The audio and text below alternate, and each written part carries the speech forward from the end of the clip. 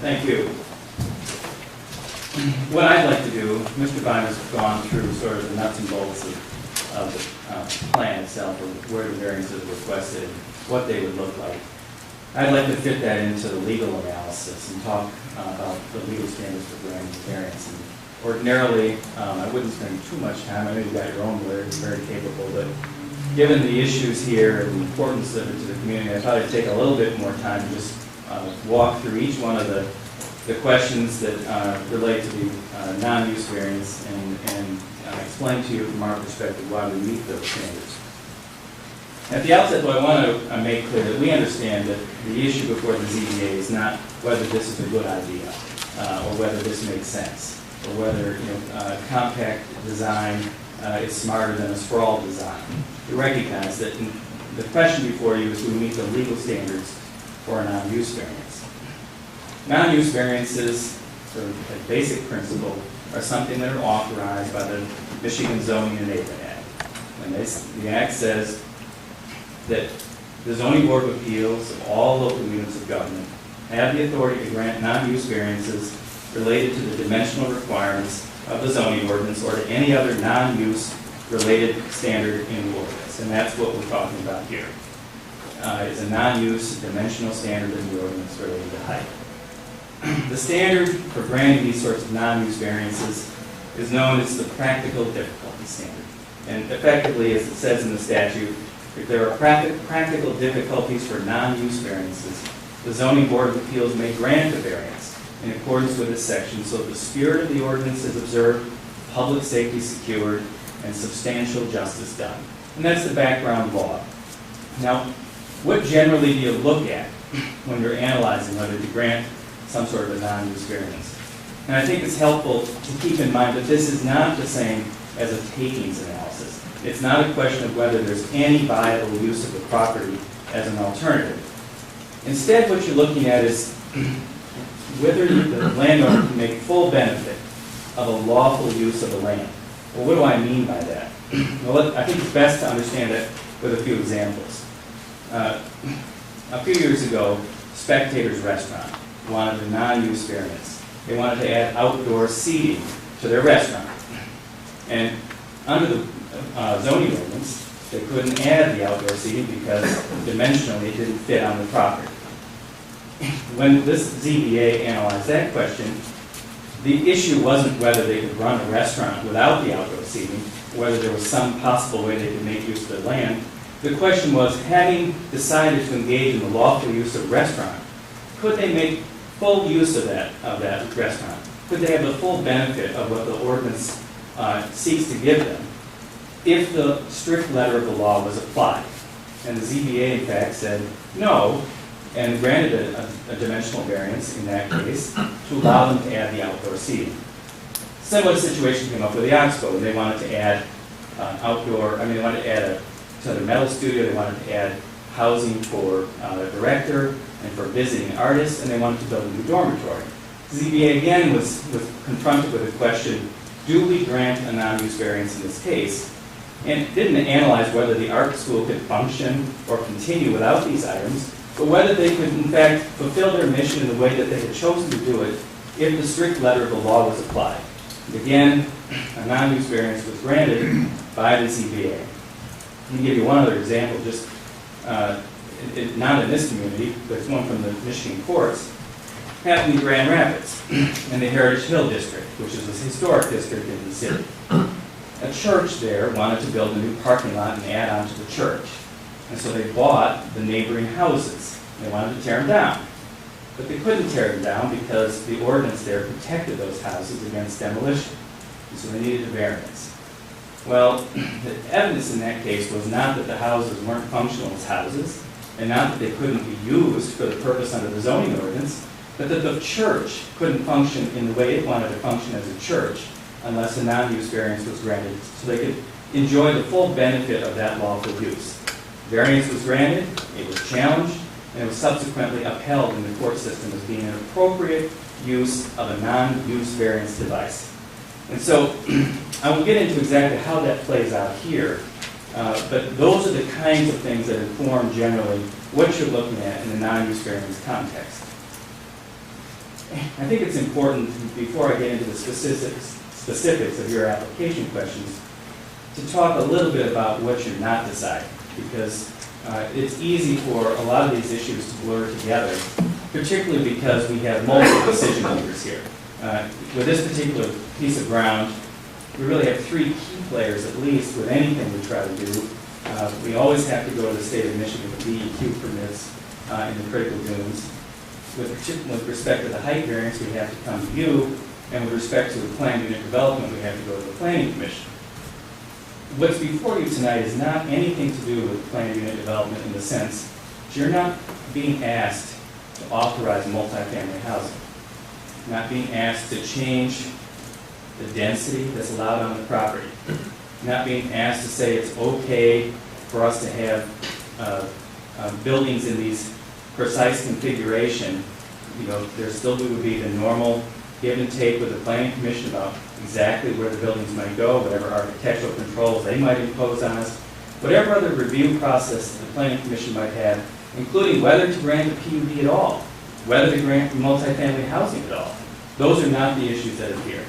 But in order to go ask the Planning Commission for a PUD, in order to design that PUD, we need guidance from you first, because whether we just get the height variances will affect how you're going to lay out the PUD, how you're going to design it, what sort of density is possible in this old Broward area versus what sort of density would be used generally on the property.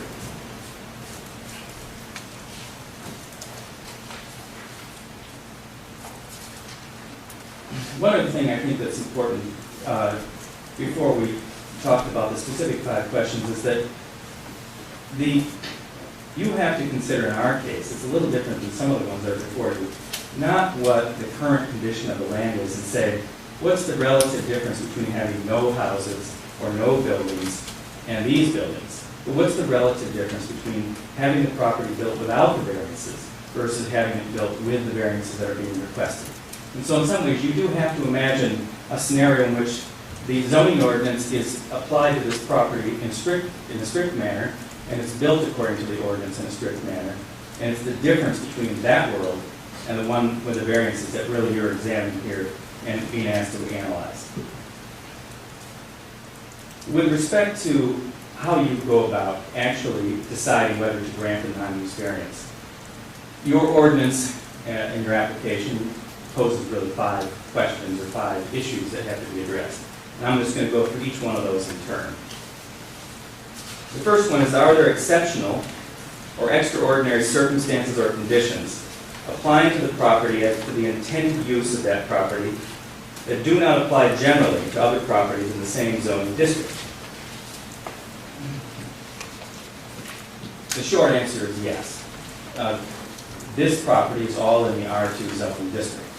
It is the only property that's in the R2 zoning district in this township that is also subjected to Part 353 of the Natural Resources and Environmental Protection Act, which is the critical dune statute in the state of Michigan.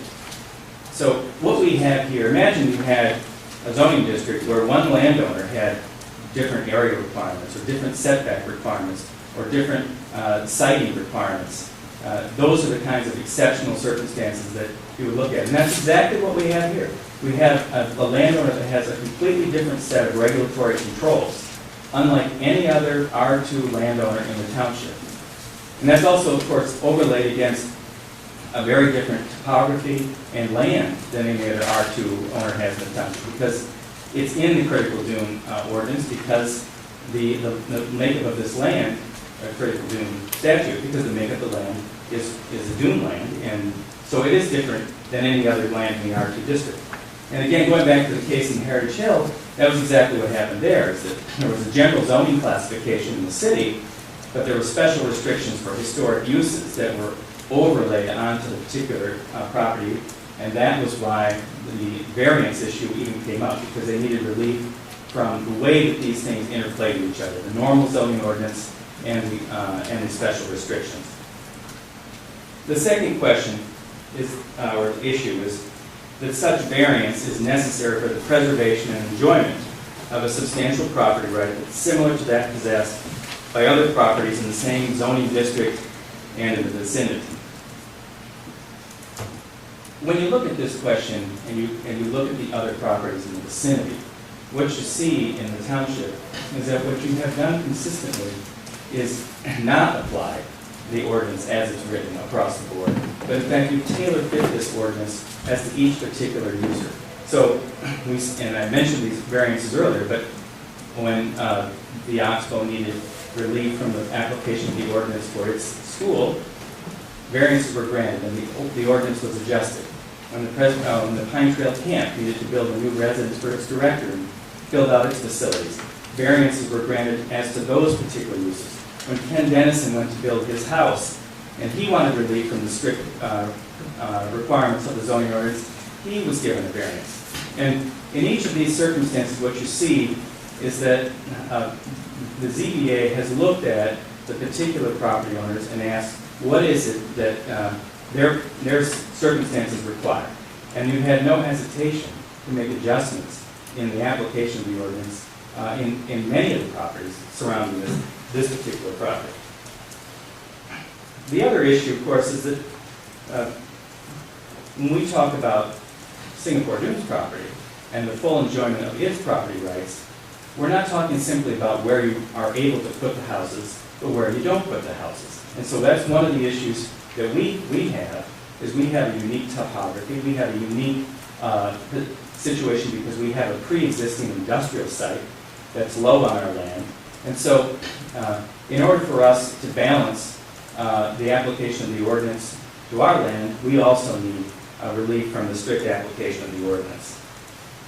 You know, it's interesting because the thing that we're trying to achieve here is actually what the law is demanding of us.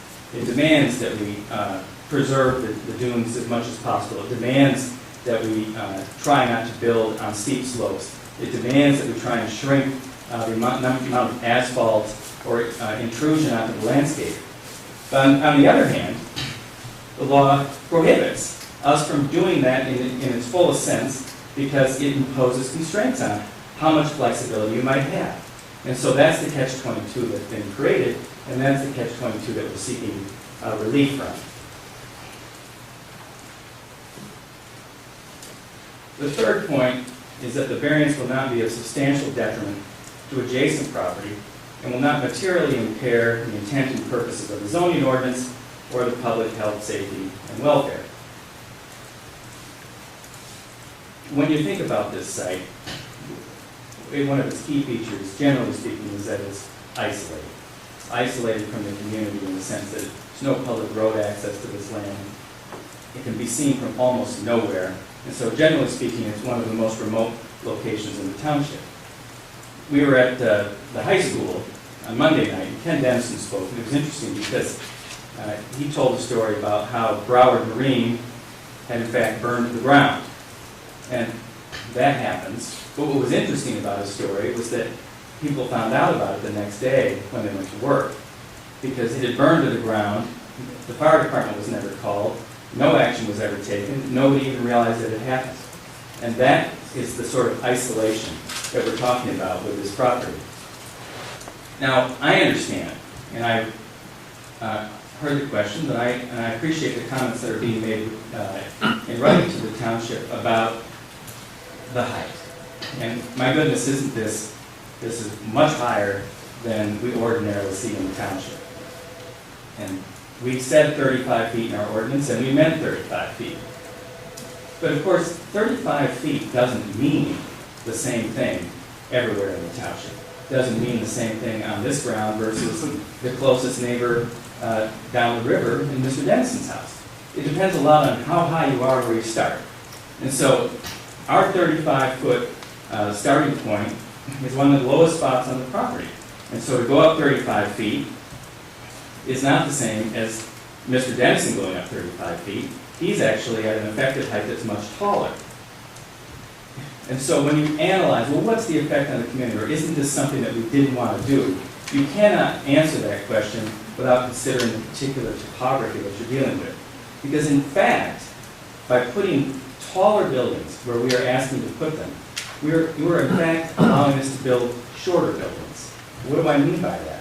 Well, if the buildings that we ultimately end up building, the houses and duplexes and whatever other multifamily buildings are allowed by the planning commission, are not allowed to be compacted at a taller height in this particular area, what will happen is they'll be sprawled out over the dunes on taller places. Well, those buildings, even if they may only be 35 feet above grade, will be far taller than the buildings we're asking permission to build.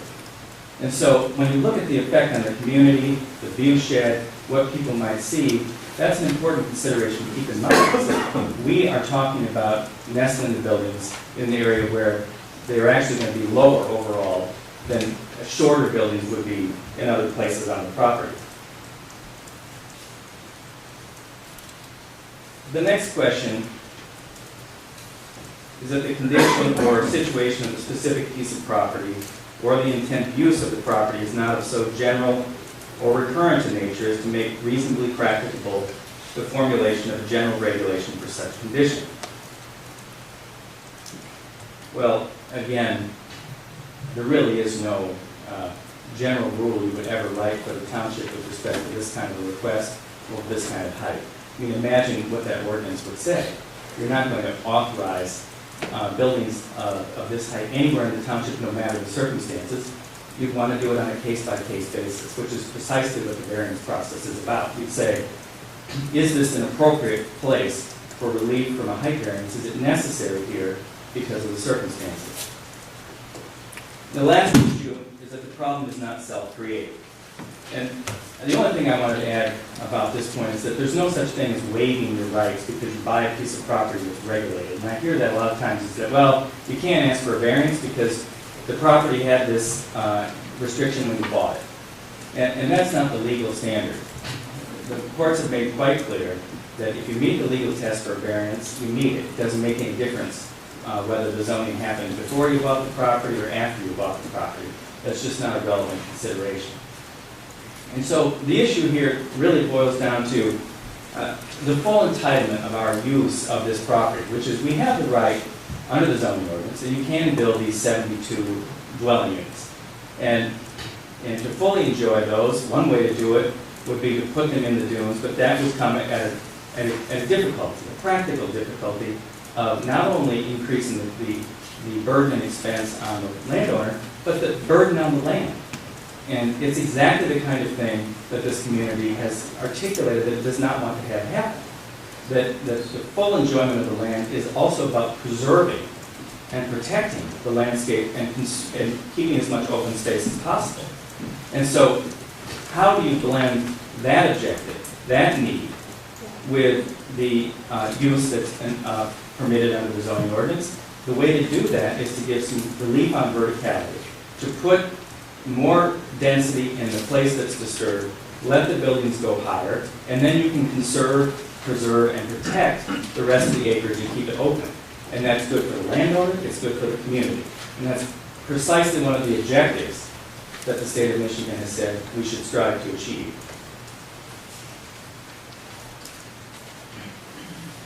Those are really the comments I wanted to make to the board. If you have any questions, I'd be happy to answer them. Or if not, one of the things I wanted to just have Mr. Newber talk about is how would this play out in practice in terms of if these height variances were granted, what would be the protection that you would see? How much land would be protected on these dunes? What's the effect of this? And with that, I'll let Mr. Newber take over.